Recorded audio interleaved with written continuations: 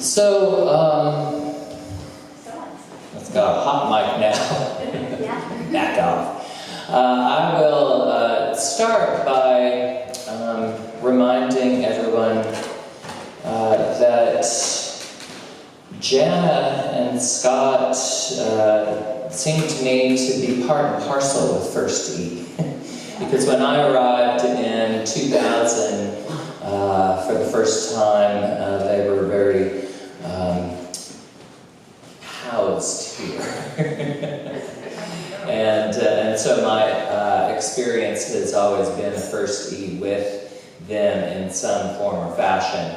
And Janna was one of the fellowship ministers. That there was a triumvirate of Janna and Marsha and Duncan for a few years, and then Janna served as our minister for a couple years, and then has been speaking regularly with us even after moving many miles away. And so I would like to now welcome Janna to the microphone, wherever you're going to be.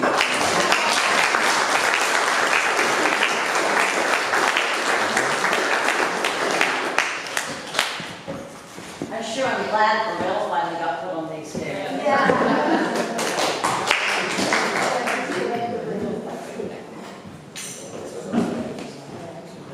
Thank you, Craig.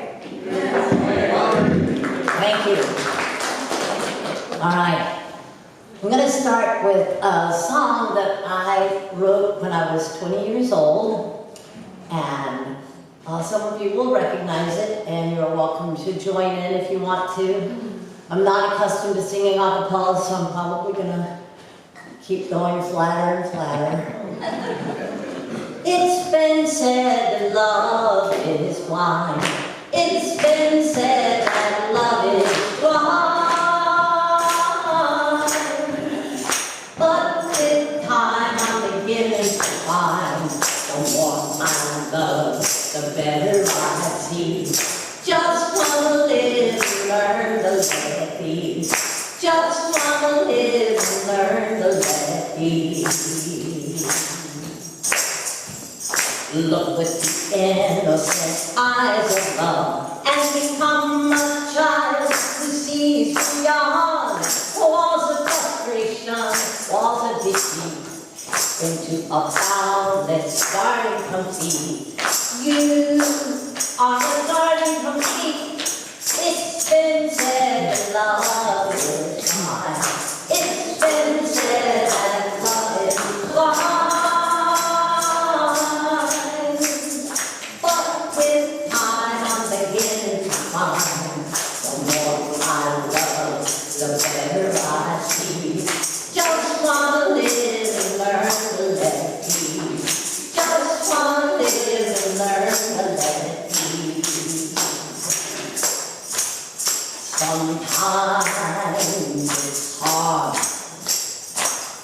Sometimes it's impossible to live in a world so despair and so cold. A little children crying, their bellies are crying, tell us live more simply and spread the wealth around. Spread the wealth around, spread it all around. It's been said that love is blind. It's been said that love is blind. But with time I'm beginning to find the more I love, the better I see. Just wanna live and learn the levity. Just wanna live and learn the levity. The wind's my sister, the rain's my brother, the sky my father, the earth my mother. Hold us, rock us in your embrace. Teach us to make better use of your grace. It's been said that love is blind. It's been said that love is blind.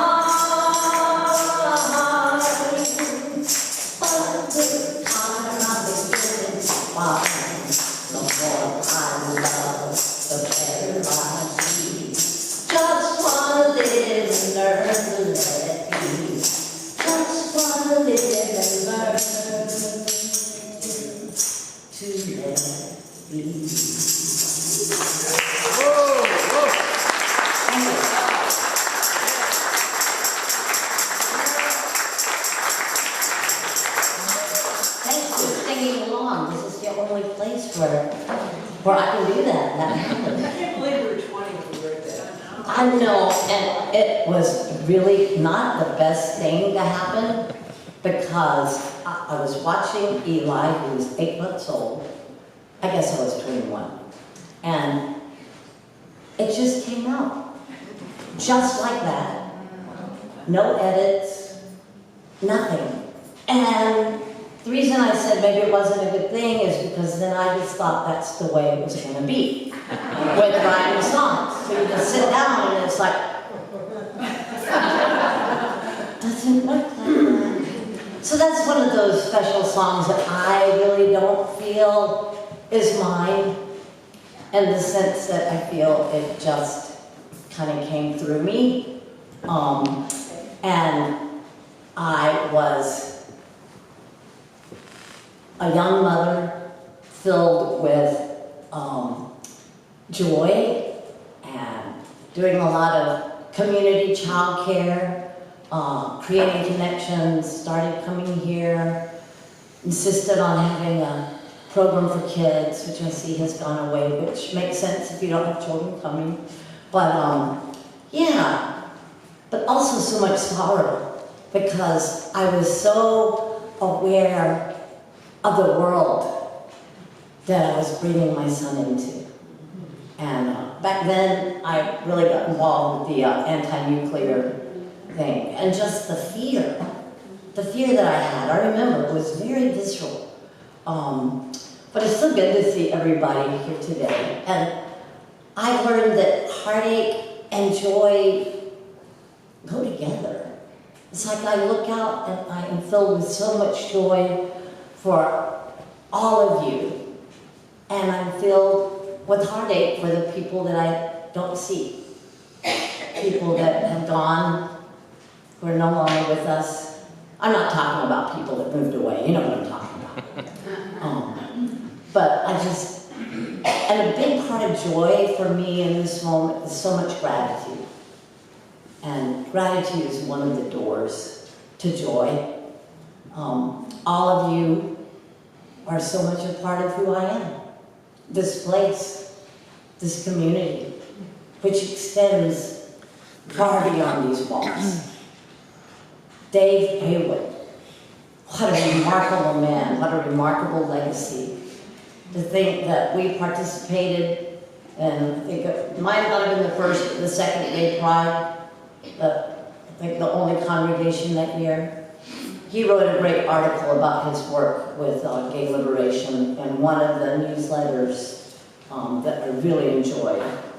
Anyway, for those of you that are not familiar with the idea of existentialist minister, I've gotten more clarity for myself. Oh, and you'll be glad to know there's not an existentialist congregation in Albuquerque, but I am what I call a stealth minister. Work on helping people with, especially at the therapy pool, what I like to call the amateur sufferers, the ones who don't know how to suffer well yet.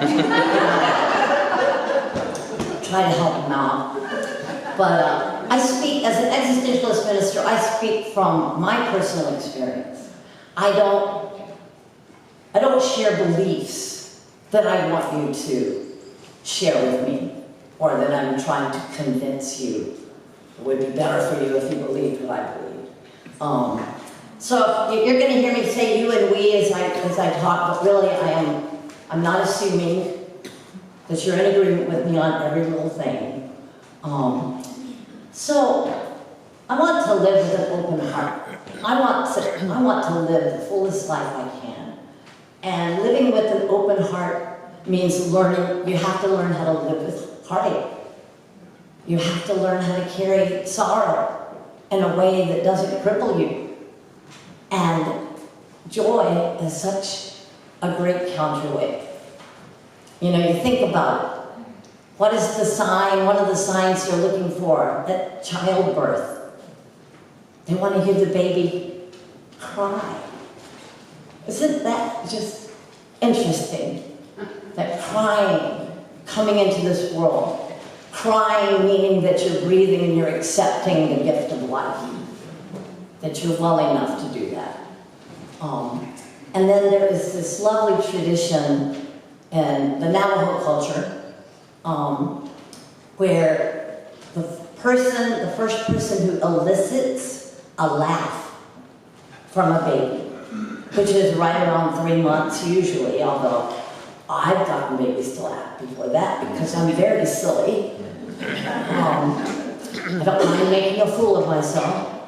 But the first person who elicits the baby's laugh gets to throw the naming party. And the belief is that they belong to two worlds, the spirit world and this physical world. And the laughter is a sign that they have decided to fully inhabit this world. The party is for the family and community to welcome them, the child, to welcome into the concept of Hotso, which roughly translated is balance or harmony. There's a lot of joy in there too. So, right there, crying when you're born and then learning to laugh. We need both. So, I have a very interesting setup here. My printer at home didn't work, so I couldn't do stuff. So then the printer at the hotel didn't work. So then the person who, but a very nice person at the desk said she could print it for me. But then I had to get a hotspot because their internet wasn't working. So it's like this today. All right, and the title. Why do I say defiant joy? Why do I use that word? And I think, we live in a culture now more than ever that wants us to feel defeated, small, angry, fearful, alienated from manufactured others, caught up in creating walls and to claim joy, to claim the largeness of joy in and of itself is such a healthy thing in a culture that really wants us to be unhealthy. Obviously, look at what they're doing with insurance, healthcare. I see the creation of blues and jazz as one of the most obvious examples, since I'm a musician, of defiant joy.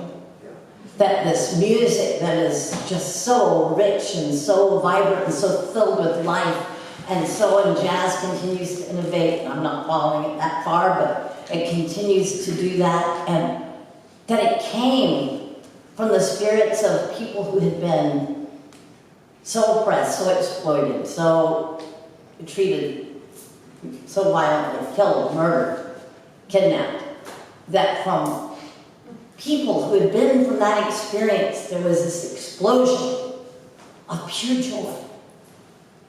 It's such a gift. James Baldwin had a lot to say about joy. He viewed, and I didn't define, usually I define things, but I don't have a whole lot of time. You guys have a very full service. He viewed joy not just as mere happiness, which I don't either, but more as a resilient spiritual force, a state of grace and a necessary source of strength for enduring life's pain. And he argued that finding joy is in following your delight, and it's an act of resistance, creativity in a challenging world. And of course, one of my favorites, Audre Lorde,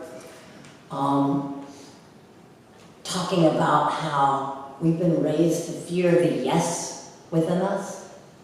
She encourages us to be in touch with our body, to find the power of, she calls it the power of the erotic, but she's not talking about pornography, she's talking about you can be fully engaged painting something, and it can be a very embodied erotic act, and it makes us feel more alive. We're claiming the gift of life when we create, when we're fully present with something.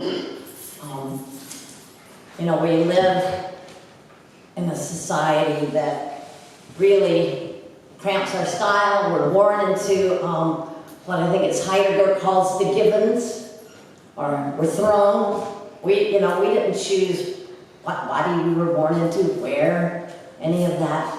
So we have to learn to be in relationship with ourselves. And there's an incredible quote by Howard Thurman, who was a theologian and involved with the civil rights movement in the 50s. And he said, "Do not ask what the world needs. Ask what makes you come alive, and go do that. Because what the world needs are people who have come alive." Yeah. And I just love that quote. So there are obstacles and impediments to feeling joy sometimes. Sometimes just our physiology. You get something happens and there's just this flood of there that goes. This flood of chemicals and, telling you to fight, flight, and we have to learn to work with our body in order to find joy. We have to learn how to work with our thoughts. We have to learn to give ourselves compassion. so many of us in this culture, when the Dalai Lama came and he was speaking to psychologists and American, I'm really trying not to say American for the United States. The name for people that are citizens in this country, for me, is USians. So he was speaking to teachers who taught USians meditation, mindfulness, that kind of thing. And he said, well, what is your biggest thing? And they said, self-hatred. And their students, self-hatred. What Tara Brach calls the trance of unworthiness, which comes from our Judeo-Christian messages, which is also duality, this very sharp sense of the other, introduced by these opposites, God, the devil, heaven, hell. The ambiguity. They tried to iron out the ambiguity, but it's still there, and we feel it. Trying to give us all the answers, but we know it's not all the answers. Capitalism tells us, your teeth aren't white enough, you're not skinny enough, you're not wearing the right clothes. So we have all of these messages growing up that we're just not good enough. And when we start to practice joy, we do it. We do it for ourselves. Because when you can experience joy in this world and carry it with you, people need that uplift. I've had to work a lot with my body because of the kind of pain that I'm in. And I have found that, this is going to sound strange, but pain for me can be a path of joy. When I take time at night, when all the distractions are gone, to really turn to it, to embrace it, to work with my mind around it, to release it, to relax. And I often end up in a joyful place, a very spacious place, a very peaceful place, when I give myself that kind of loving attention. Now, so we have these animal bodies, and we have to learn how to work with pain and tension and fear and the chemicals and all of that. But we also have a mind, a thinking mind. And so there's an old Stoic expression, which is, you're not responsible for your first thought. You are responsible for your second thought and your first action. So, because also we can often get in the way of our joy. We can cause pain to ourselves. We can create more pain for ourselves and others in the way that we talk to people and the way that we behave. And then, I make a mess and then I have to go clean it up. So, in this journey, learning self-forgiveness is so important. A very synchronistic thing happened.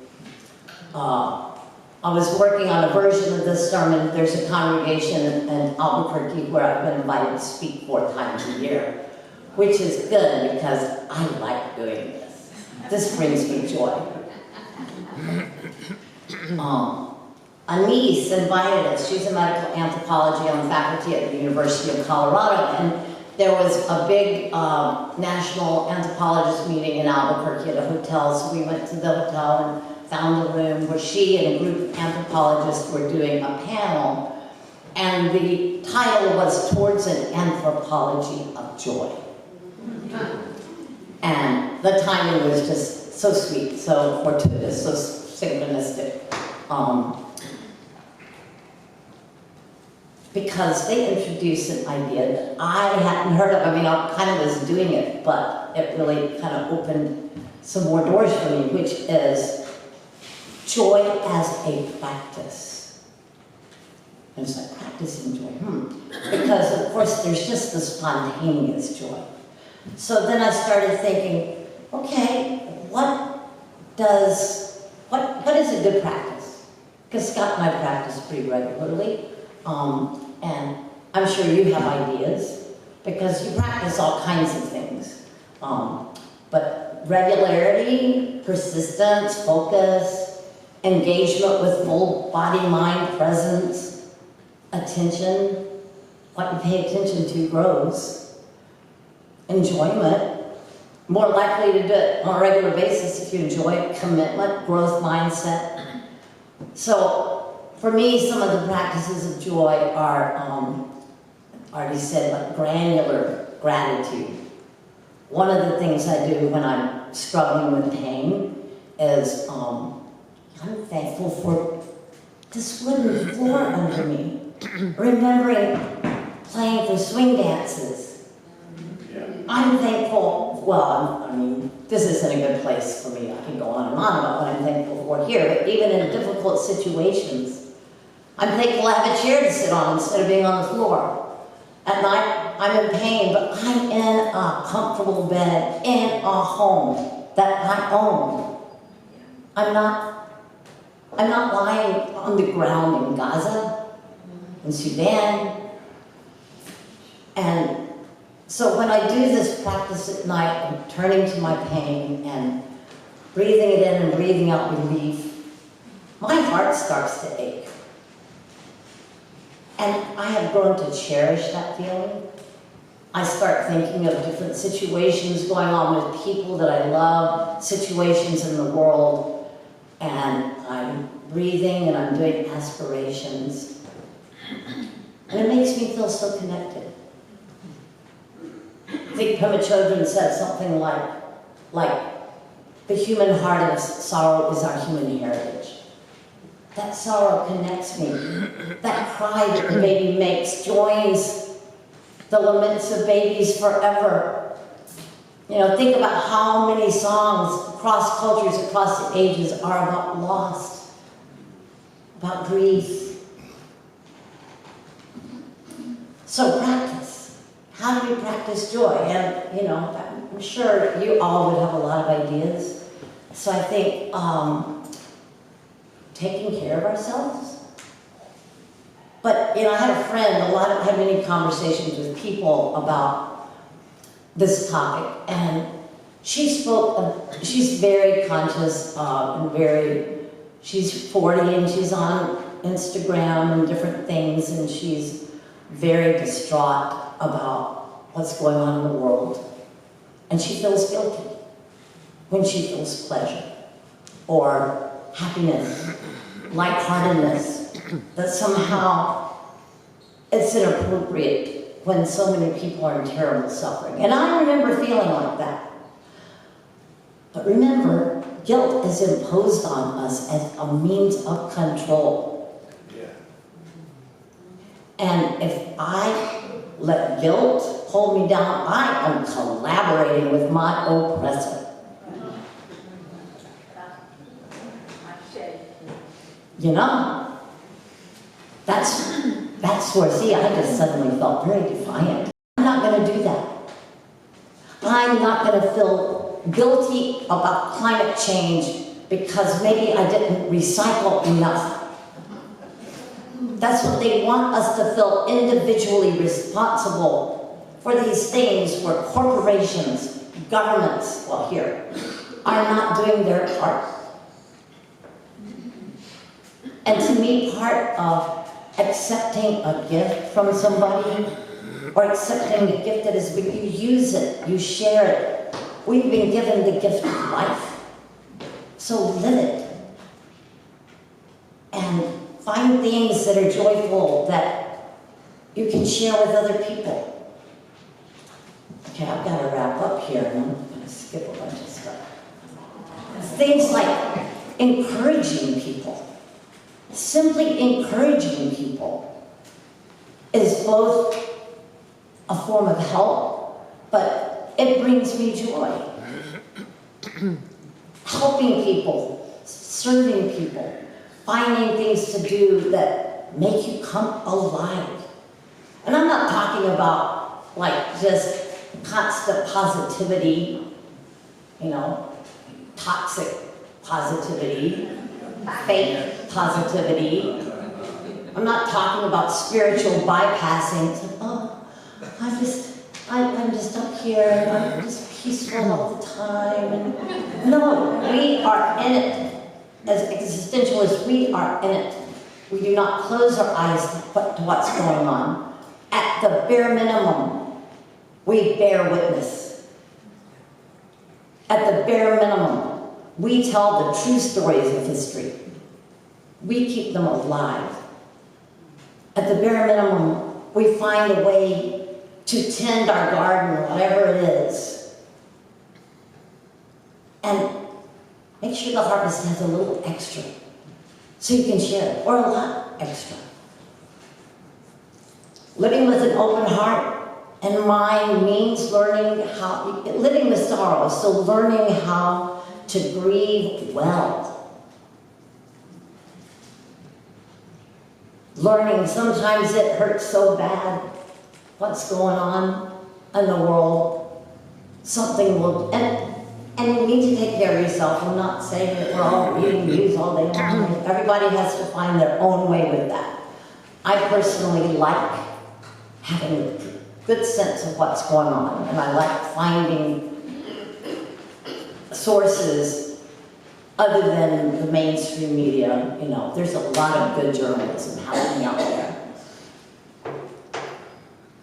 Because what I'm looking for is existential health.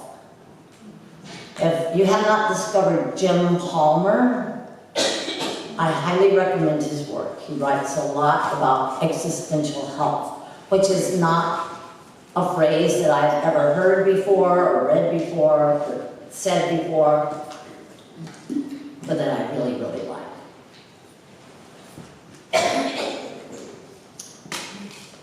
Empathy is the gift of life that has the power to dispel duality, to just be in it with somebody.